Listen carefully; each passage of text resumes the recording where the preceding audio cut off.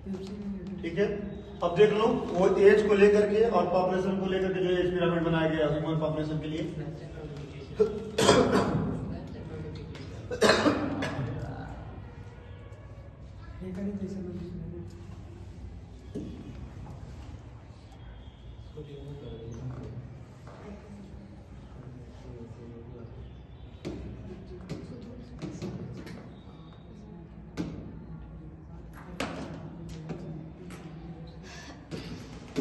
अब ये देखो बहुत लोग को ये समझ नहीं आता ये कैसे हो रहा है।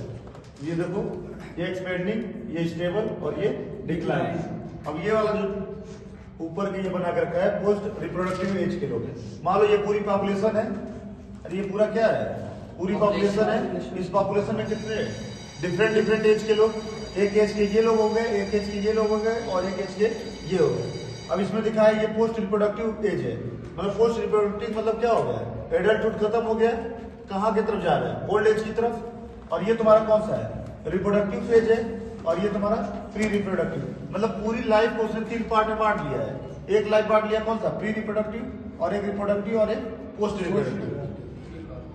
तीनों फेज में लाइफ को बांट दिया। अब कह रहा है कि ये वाला जो देखो प्री रिप्रोडक्टिव का जो नंबर है वो ज्यादा है।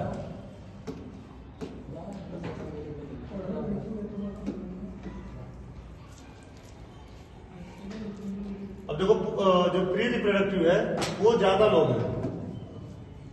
प्री रिप्रोडक्टिव कहां से, यहां से लेकर के यहां तक, फिर प्री रिप्रोडक्टिव के बाद रिप्रोडक्टिव और फिर पोस्ट रिप्रोडक्टिव।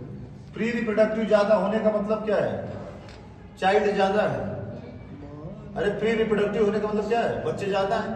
अगर चाइल्ड ज्यादा हो रहे हैं मतलब बच्चे ज्यादा पैदा हो रहे हैं, मतलब पॉपुलेशन क्या कर रही है, एक्सपेंड कर रही है, पॉपुलेशन बढ़ेगी। तो ये वाला ग्राफ जो तो वो तुमसे पूछेगा एज पिरामिड का तुम चाहे वो बनाओ किसका, या तो पॉपुलेशन क्या कर रही है, एक्सपेंड कर रही है, या तो स्टेबल कर रही है, या तो डिक्लाइन कर रही है। और इस वाले ग्राफ पे एज पिरामिड वाले में जितना तुम्हारा क्या है प्री रिप्रोडक्टिव एज है उतना ही तुम्हारा क्या है रिप्रोडक्टिव है। मतलब जितना बच्चे हैं उतना ही तुम्हारा क्या है रिप्रोडक्टिव एज है। मतलब नए बच्चे पैदा नहीं हो रहे, मतलब नई चाइल्ड कह लो या नए स्पीसीज कह लो या नया इंडिविजुअल कह लो, कहाँ नहीं जुड़ रहा है, पॉपुलेशन में जुड़ नहीं रहा है। जितने पहले थे उतने अब भी हैं। तो ये कैसा हो गया, ये स्टेबल हो गया। और यहाँ पे देखो चाइल्ड जो है वो क्या हो रहा है, रिप्रोडक्टिव एज से कम हो रहा है। अरे